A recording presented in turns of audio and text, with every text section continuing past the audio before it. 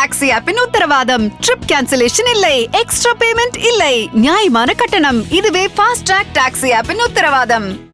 மக்களவை தேர்தல் நெருங்கி வரும் நிலையில் தமிழகத்தில் உள்ள ஒவ்வொரு தொகுதியின் பின்னணி குறித்து பார்த்து வருகிறோம்.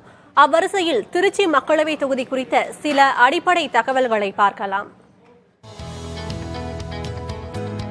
தமிழகத்தின் மத்திய பகுதியில் அமைந்துள்ளது திருச்சி மக்களவை தொகுதி. ஸ்ரீரங்கம், திருச்சி மேற்கு, திருச்சி கிழக்கு, திருவெரும்பூர், கந்தர்வக்கோட்டை, புதுக்கோட்டை ஆகிய 6 சட்டமன்ற தொகுதிகளை உள்ளடக்கியது இத்தொகுதி.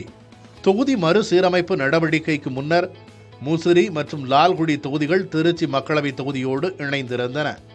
அரசியல் ரீதியாக முக்கியத்துவம் வாய்ந்த திருச்சி மக்களவை தொகுதியில் காங்கிரஸ், அதிமுக, திமுக, பாரதிய ஜனதா, கம்யூனிஸ்ட் கட்சிகள், தமிழ் மாநில காங்கிரஸ், மதிமுக என தமிழகம் கண்ட பெரும்பாலான கட்சிகள் வெற்றி பெற்றுள்ளன.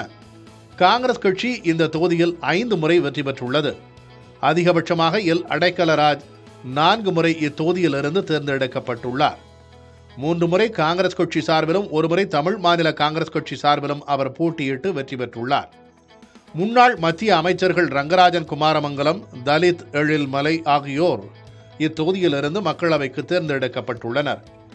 கடந்த மக்களவைத் தேர்தலில் முன்னாள் மத்திய அமைச்சர் எஸ். திருநாவுக்கரசர் காங்கிரஸ் கட்சி சார்பில் போட்டியிட்டு வெற்றி பெற்றார். அவர் 6,21,285 வாக்குகளையும், தேமுதிக வேட்பாளர் மருத்துவர் இளங்கோவன் 1,61,999 வாக்குகளையும் பெற்றனர்.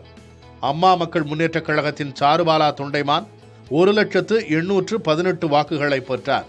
நாம் தமிழர் கட்சியின் வினோத் 25,286 வாக்குகளை பெற்றார்.